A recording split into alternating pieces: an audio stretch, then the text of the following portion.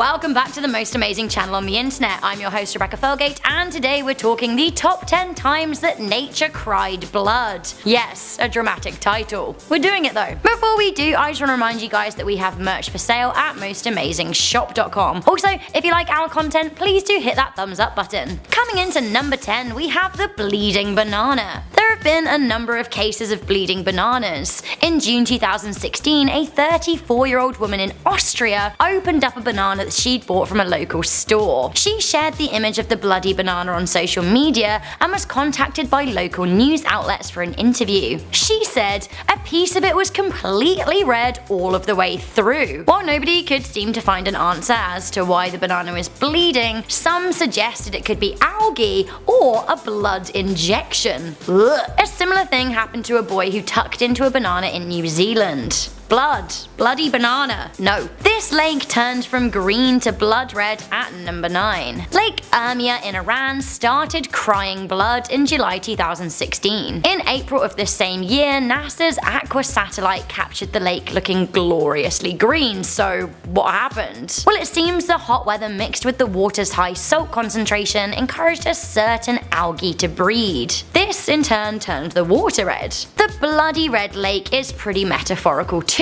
As a result of global warming and high water consumption, the lake is shrinking and its inhabitants are dying off. In Sydney, one of the city's most popular beaches was closed as the water turned blood red. Now that's coming into number 8. That pesky algae was at it again, making it look as if the ocean had turned to blood. The water on Clovelly Beach in Sydney turned a dramatic blood red in February 2016. Tourists reportedly feared the water was red as a result of a killer shark. Coming into number 7, we have the bloodwood tree. The bloodwood tree is a kind of teak tree that's been given its name for obvious reasons. The official name of the tree is Petrocarpus angolensis and can be found across some regions of Africa. Basically, in these regions, local tribes hail it as magical. Why? Well, when one of these trees is felled, it releases a deep sap that looks like congealed human blood. Yum. The reason the tree releases this sap is even creepier.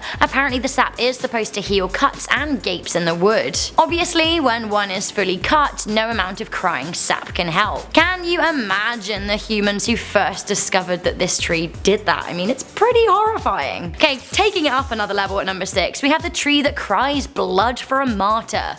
Allegedly, anyway. In Iran, residents believe that there is a miracle tree in Qazwan city. They believe that this tree cries blood on the evening of Ashura, the climax of the remembrance of Muharram. The pictures were published in the Almanbar magazine and they're like pretty crazy. Okay, meet the blood squirting lizard at number 5. I don't know how I feel about this, I really don't. So apparently, if it has to, the horned lizard can shoot blood out of its eyes. Why? Well, apparently it's preyed on by a lot of predators, which means it has a weird array of defenses in its arsenal. Basically, this isn't just any blood, this is nasty tasting blood, which makes me feel less good about the crying blood lizard. The lizard shoots this messy, dark, non-tasty blood from its eyes and into the mouths of its predators. Again, this is if it has to. This makes the predator instantly regret its choice and back right off. Nasty tasting blood. Oh, hello there, creepy bleeding fungus. You are unideal. Check it out at number 4. Officially called the Heidenellum pecki,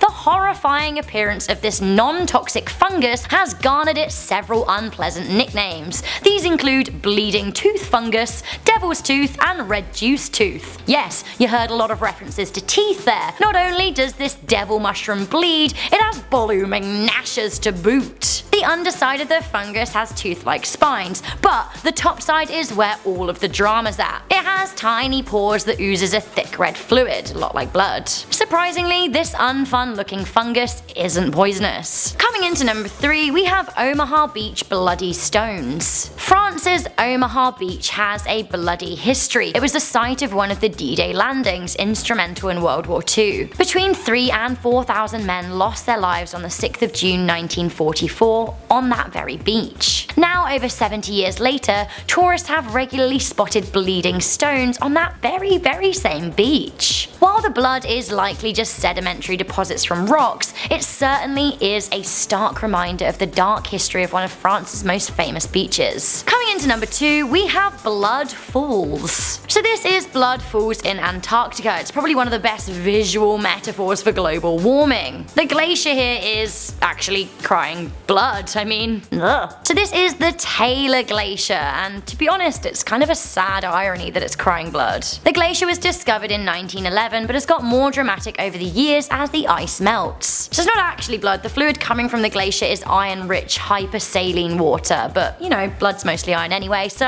let's just call it blood. The glacier was discovered by Griffith Taylor, an Australian geologist. Can you even imagine being him and coming across a glacier that's bleeding? I'd be like very terrified, although it does have a logical cause. Finally, at number 1, possibly the most dramatic yet, we have blood rain. Literally, clouds crying blood. Blood rain has been reported throughout history and is pretty biblical in essence. Most famously in recent years, in 2001 in India, blood rain poured down in Kerala. Locals were perturbed when rainy season brought about red downpours between July and September. The phenomenon has been reported as recently as 2012. Now it's believed that the rain is coloured by airborne spores, although most of the locals are convinced they're being pelted with blood. For me, I'd be terrified. I don't need that red rain. So guys, that was the top 10 times that nature cried blood. What do you think to this list? Do you believe in the scientific explanations behind these phenomenons, or do you think that actually, do you know what, nature is straight up bleeding? If so,